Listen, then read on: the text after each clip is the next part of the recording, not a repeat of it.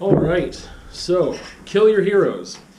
I'm going to let you know that there's a conversation I had a year or two ago, I don't remember, but earlier on in the vlog, where I talked about separating art from the artist. I'm going to reference that a bit here. I enjoy that topic of discussion. It's interesting. It's really, it's one of those discussions where I'm like, I don't think I could be swayed on. However, there's some interesting gray areas with separating art from the artist, especially with a lot of things, cancel culture, basically, which also I think was its own topic of discussion and a conversation as well. I'm not really going to get into that, but I don't think so. I can't foresee it. But kill your heroes. I was thinking about that phrase today, and I was just wondering, like, where did that start? Like, I was trying to find the origins of it, and I was unsuccessful. I didn't look that hard either, but if you happen to know where that phrase originated, who it originated from, or the circumstances or events or whatever led to that being a thing, you should let me know, because I am curious, and I did attempt to discover that information for myself, but I could not find it. Again, it doesn't mean it's not there, just I didn't find it. So, on that note, I was thinking about it, and I was like, what does that really mean, to kill your heroes? Why is that something that we just, like, hold up sometimes, people, sometimes hold up as this thing, like, almost like, if you believe in that notion or that concept, then you are holier than thou. And I was just thinking of some of the contexts in which it's been said by which people and whatever, and thinking like that, it just, something doesn't compute here for me, and I need to figure out how I feel about this, because it's like one of those things, it's like almost like a throwaway phrase that is supposed to make you sound cool, and like maybe like you're so rebellious and don't care, and you're your own person and whatever.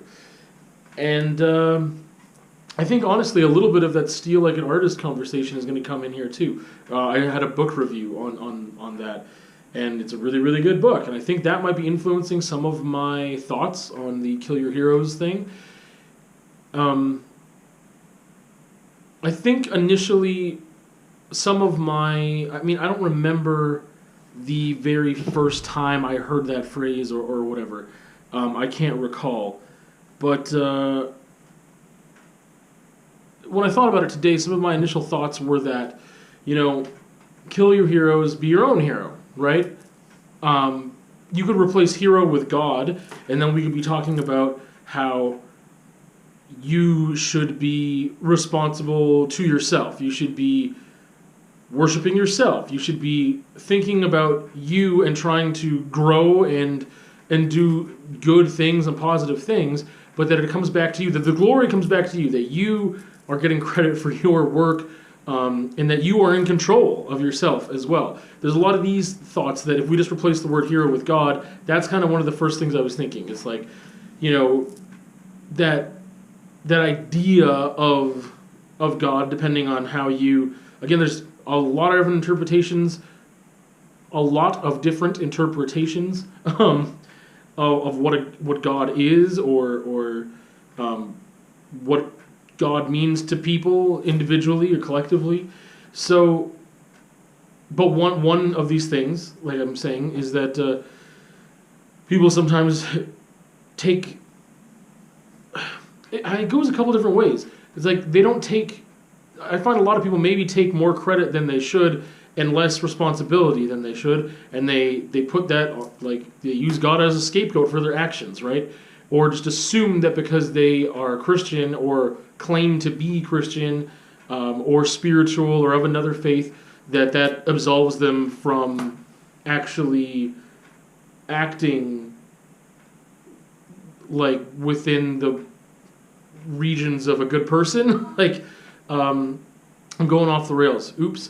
So anyway, that was one of those thoughts I had, like, kill your hero is basically meaning be your own hero. I don't remember who said it, and it's kind of corny, but like being the star of your own movie. Like, don't think about you just being in someone else's movie. It's like, be the star of your own movie.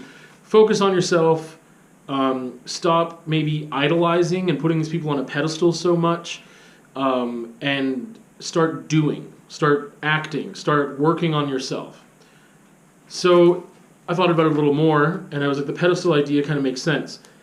And I think that one of the things that can be said to make this phrase, like, here's the thing, that phrase is a phrase that I don't know if I've ever just straight up used, but I've liked it, but it seems to be like, oh, it's like this contrarian phrase, so I'm naturally attracted to it, but I didn't want to, there was always something about it that didn't enter into my vocabulary maybe as much, like separating art from the artist. That is something that that I have discussions about, that I have really strong opinions on, and then when I have a conversation, sometimes, like I said, the water gets a little murky, and I'm like, wait, how do I separate these things, and and there's a gray area here, and when I can find a gray area, that's great, because a lot of times I can't. A lot of times I see a lot of things very black and white, and when I can get into a gray area, I feel like I've made some progress as a human being. I don't think that everything has a gray area. I think a lot of things do, more so than I think at the beginning of whatever conversation or thought process about a certain subject. I eventually can get there with some patience if there's another person in the conversation, and certain things need to happen for me. Time and patience, and exploring things, and my mood, and there's just got to be a lot of things. All the stars got to align sometimes for me to see what is obvious to some that isn't obvious to me.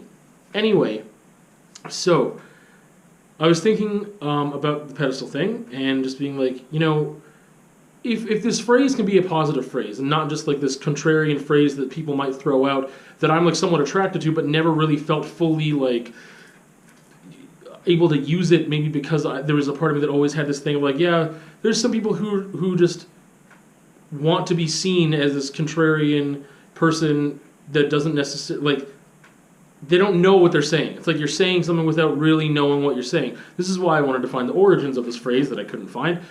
But I really think that the way that I would use it, or the way that I interpret it, the way that I like it, is thinking about not killing your heroes, but not obviously we're not talking about literal stuff here, but not talking about throwing your heroes, I don't know how to explain it, not throwing your heroes away. So if we replace heroes with God, if you take that notion of God and just say that's not for me, I don't necessarily mean that. I think that you can have heroes, you can have people that you aspire to learn from.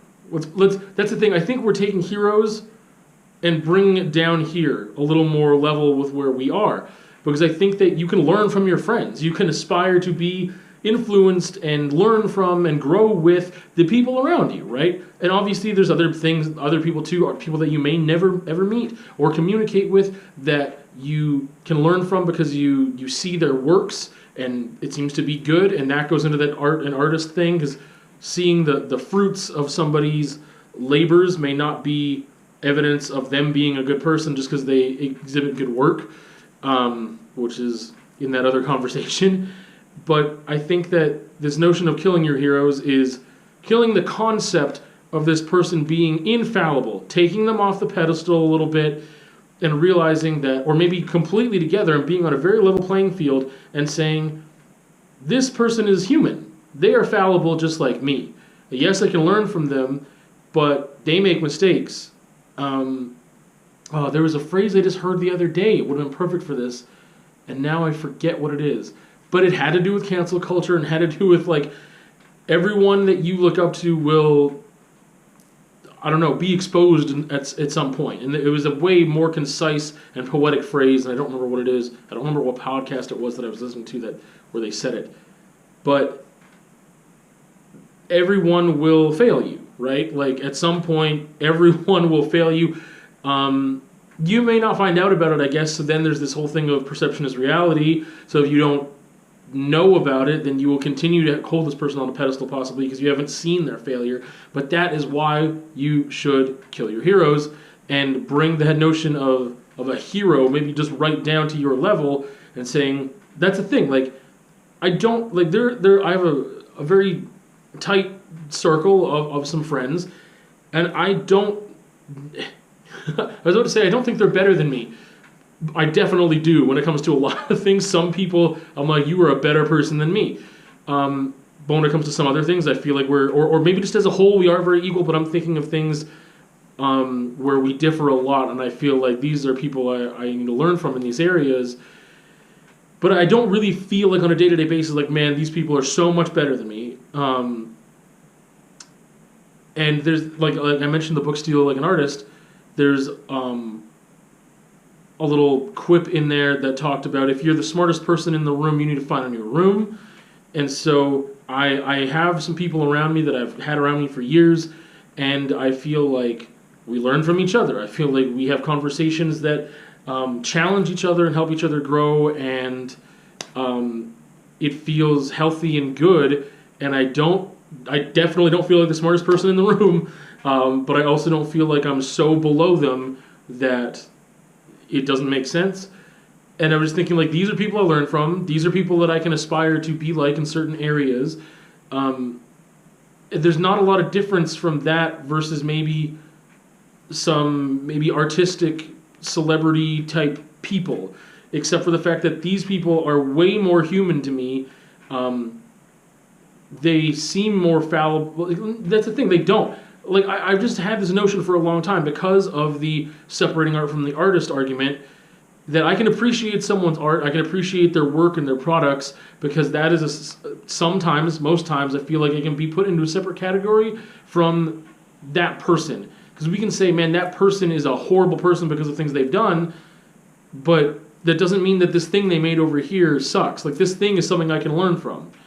I don't really want to use specific examples, but I mean, whether it be like, let's say a musician or a poet or some type of writer who, or any type of artist who has made you feel good, a song that really helped you find confidence in yourself or something, and maybe you find out later that they are a horrible person that has done horrible things to people, it doesn't need to taint that song for you. It doesn't need to. Some people are wired differently, and some people can learn to wire themselves differently and to appreciate things and to let things go and whatever.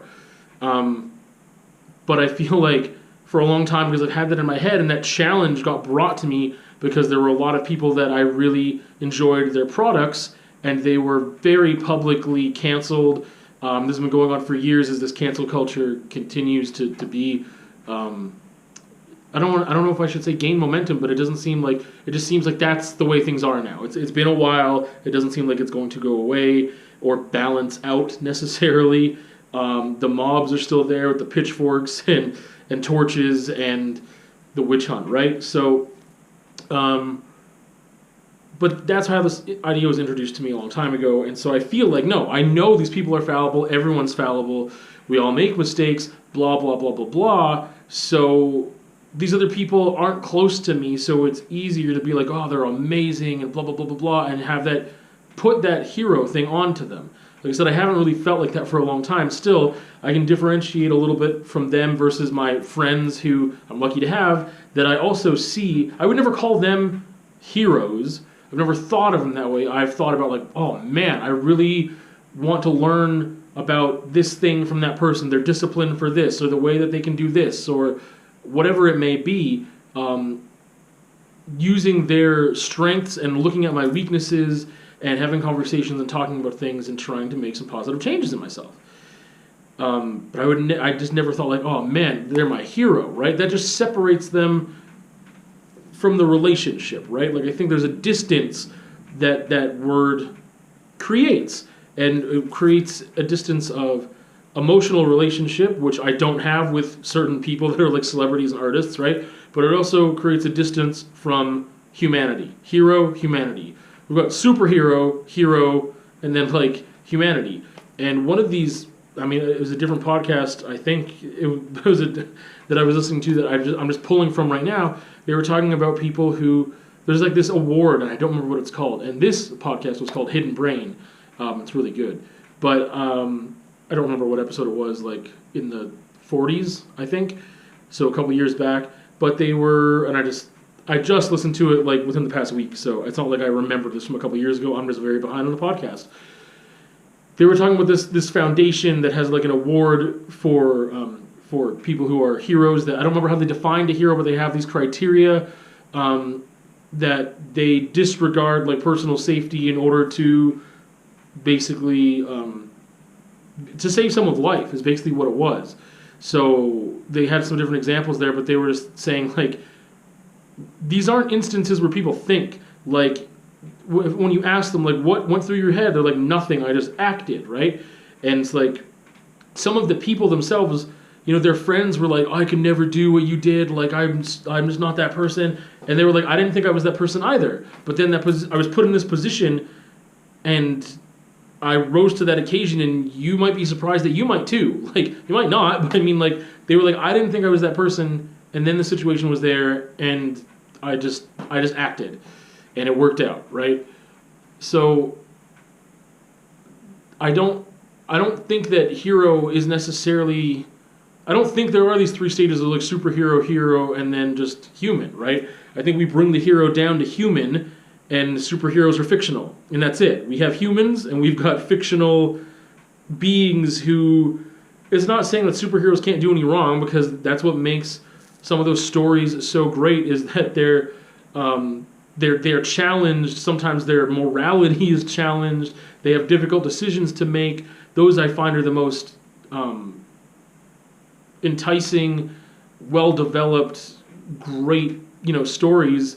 But there's other ones that are like, no, they always do the right thing and blah, blah, blah, blah. Like, that's really one-dimensional and kind of wooden as far as characters go. But anyway, but there's certain things that they might have that, like, abilities where those abilities tend not to fail very often. And then, anyway, kill your heroes, I think, is killing the concept of the hero. Bringing those people down to your level, maybe bringing yourself up to theirs and meeting halfway and being like, hey, we're human, we're fallible, I can still look up to you, I can still learn from you, but the thing is that if you fail me, it's not going to be devastating because you're human. Depending on what that failure is, depending on what happens, depending on what they're exposed to, like, of doing or whatever, that might ruin that person for you. That goes back to the art and artist thing. But I think that, to me, when I think now of Kill Your Heroes and that concept, this is, I guess, how I would interpret it and how I would discuss it and talk about it, is that I think it's this notion of the concept of the hero. In that aspect, it's good to have people to aspire to, but I think the earlier on that you realize, recognize, know, and understand that these people are human and are fallible and are not perfect, the better. We will see you on another time.